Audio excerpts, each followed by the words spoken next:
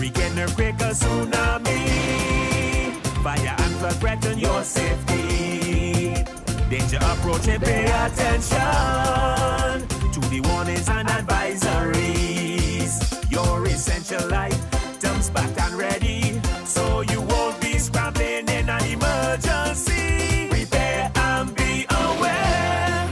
This message is brought to you by the Department of Emergency Management. Hi, I'm Simon Alleyne, Program Officer at the Department of Emergency Management, and this is another edition of Real Talk in the Face of Danger.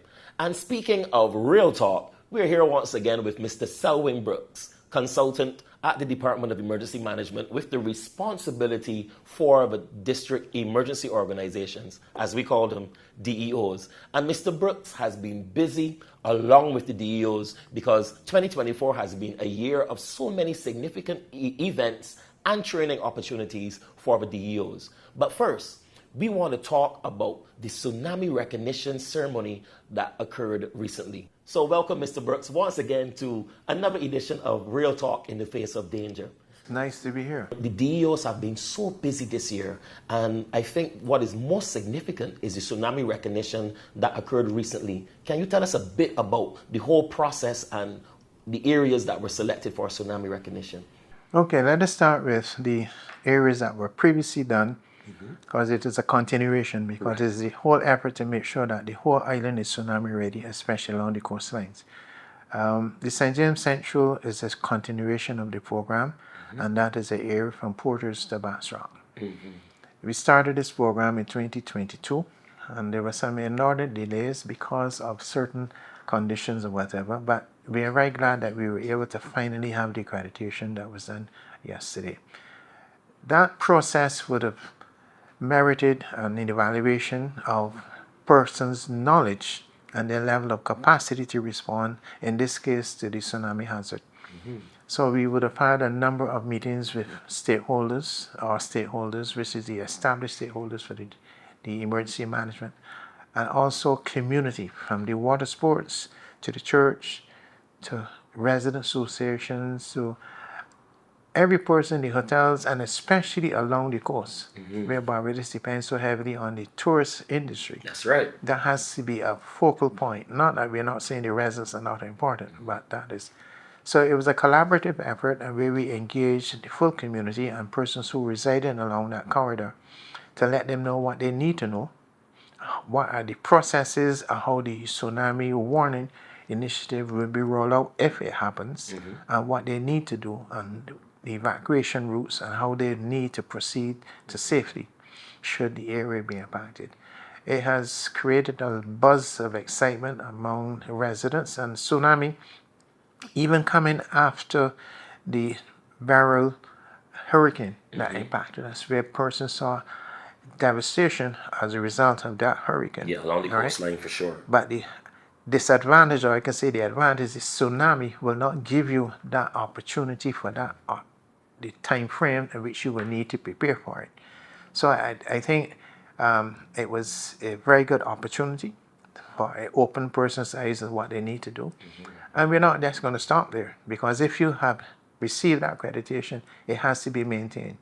So the process would involve re-engagement, because you will, as I said in my report, there will be some people who will say they don't know or they have not heard until it happens. So we now need to continue to engage community, sensitize them, and to hope that people would heed the need to pay a little more close attention to their disaster preparedness, not only for the tsunami and not only for the hurricane, but any hazard that has the potential to impact the area. Very good. I agree with you totally, Mr. Brooks, about the multi-hazard approach. But with regards to the tsunami recognition, one of the things that we would have noticed is the amount of signage along the coast.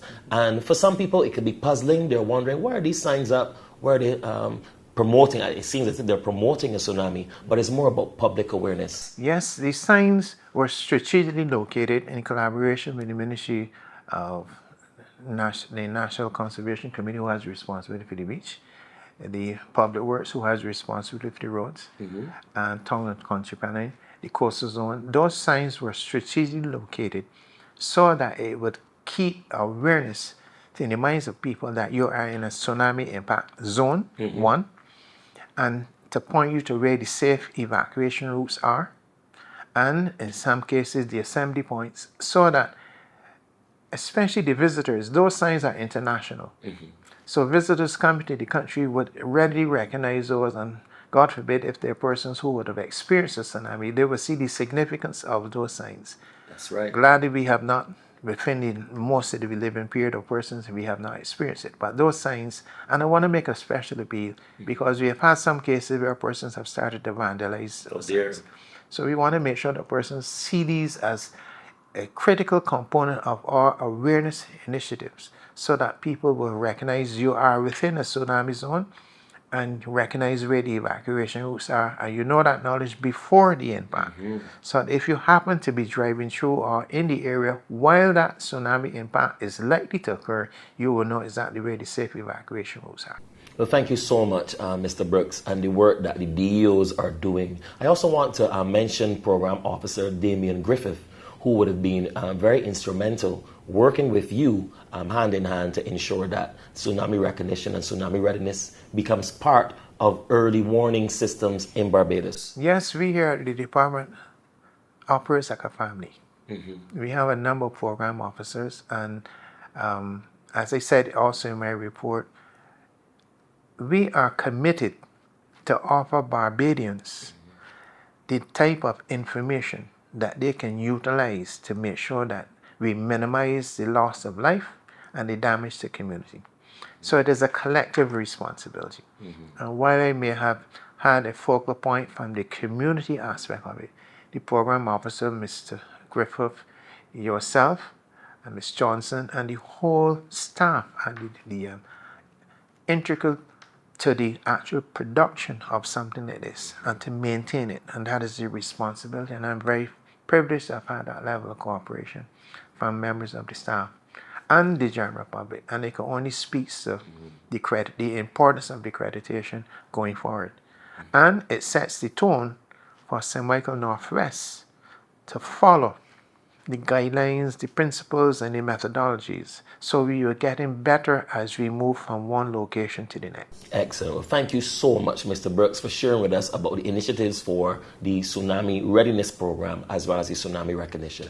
Thank you very much. We want to thank Mr. Selwyn Brooks, consultant at the Department of Emergency Management, for sharing with us about the importance of the Tsunami Recognition Program and making sure that our coastal communities are tsunami ready. I am Simon Alleyne, and this is another edition of Real Talk in the Face of Danger.